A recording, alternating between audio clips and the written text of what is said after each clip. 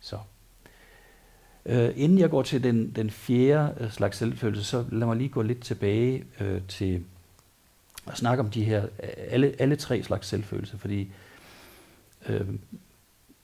mange mennesker forsøger faktisk at løse problemet med, lad os sige, selvværd, med at opbygge selvtillid. Det vil sige, de prøver at opnå en oplevelse af at være værdifulde ved at præstere.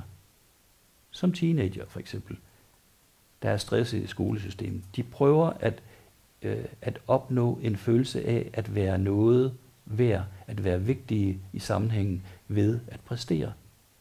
Det vil sige, at man forsøger at løse et selvværdsproblem ved at arbejde på selvtilliden. Det bør næsten være indlysende, at det virker ikke. Altså, man kan præstere nok så meget. Man kan få nok så fine karakterer.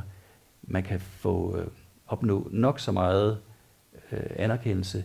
Det holder bare ikke. Fordi man har ikke løst den grundlæggende følelse af at være værdifuld som menneske for nogen. Hvis vi har selvtillidsproblemer som sådan, så skal de løses igennem selvtillid. Og det vil sige, at så skal vi arbejde på to ting, typisk. For det første, så skal vi kan rent faktisk godt arbejde med at blive gode til et eller andet. Efter nogle realistiske standarder igen. Altså, hvis vi vil have en selvfølelse, som er baseret på at kunne noget, jamen så må vi hellere øve os. De fleste af os, vil jeg så sige, vi har præsteret så meget, så vi sagtens skulle have en god selvtillid. Det er mere et spørgsmål om at få sig anerkendt for alt det, vi rent faktisk er lykkedes med. Alle de sejre, vi har haft. Der var engang nogen, der sagde, at der findes ikke fiasko, der findes kun feedback. Og vores fiaskoer, det vi oplever som fiaskoer, det handler om dårlig selvtillid. Det handler om, at jeg synes, jeg har fejlet, jeg synes, jeg har jogget i spinaten, jeg synes ikke, jeg har klaret mig godt, jeg synes ikke, jeg har gjort tingene godt. Og hvis man går sådan et menneske på klingen, så vil man finde ud af, at det er en meget selektiv hukommelse. Så i den tid, hvor jeg arbejdede som coach og psykoterapeut, når jeg fik mennesker ind med en dårlig selvtillid, så var det vigtigste job, det var i virkeligheden at få dem til at scanne det igennem deres liv, og se, hvor meget de rent faktisk havde gjort fint. Altså, hvor mange ting de reelt havde opnået i deres liv, men glemt at anerkende sig selv for. Så i virkeligheden, så kan man lave noget arbejde, hvor det handler om at kigge tilbage på sit liv, rydde op i sit liv, ved at revidere det en gang til og se, hvad jeg rent faktisk lykkes med. Og vi vil finde ud af, at vi lykkes med ufattelig mange ting. Den første store præstation, vi lavede, det var dengang, vi blev undfanget. Der var vi i konkurrence med nogle millioner andre sædceller. Hvem nåede frem? Så vi vandt over flere millioner andre. Ikke også? Det var den første superpræstation på det tidspunkt. Ikke også?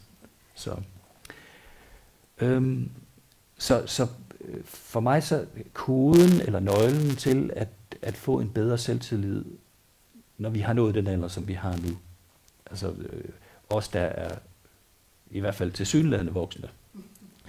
Det er, at vi bliver nødt til at revidere vores liv igen. Vi bliver nødt til at gøre fiaskoer til feedback. Altså vi er nødt til at kigge tilbage på alt det, vi har oplevet i vores liv. Alt det, vi rent faktisk har gjort godt.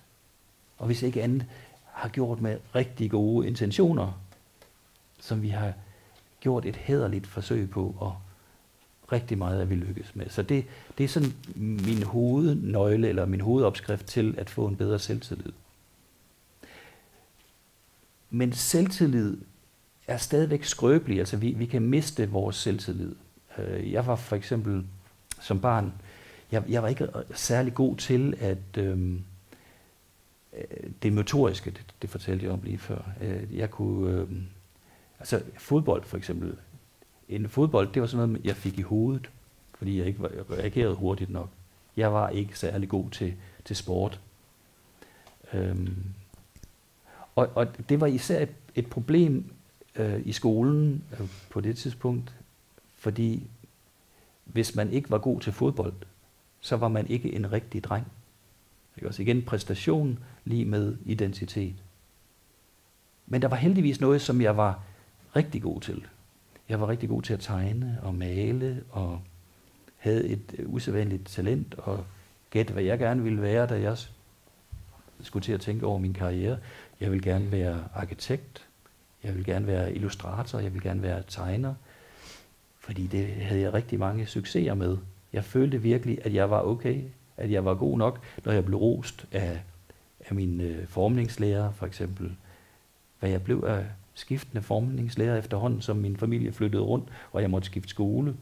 Det var det eneste, som var konstant, at jeg fik ros for. Det var mine evner til at tegne og male og illustrere osv. Så sker der bare det lidt uheldige, kan man sige, at i 16-års alderen mister jeg det meste af mit syn. Og hvad så? Det vil sige, fordi min selvværdsfølelse heller ikke var så god, så var jeg lidt ude på tynd is.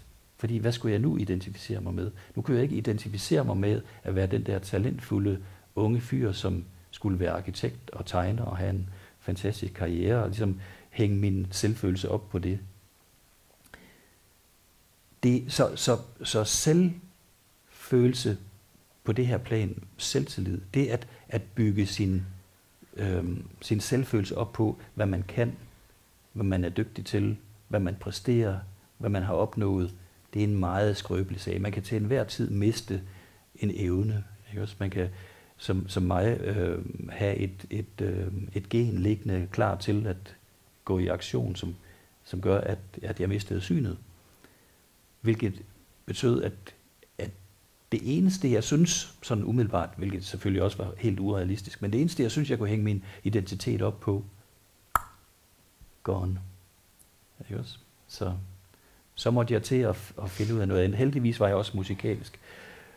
Så måtte jeg slå mig på musikken. Så det gjorde jeg så i nogle år.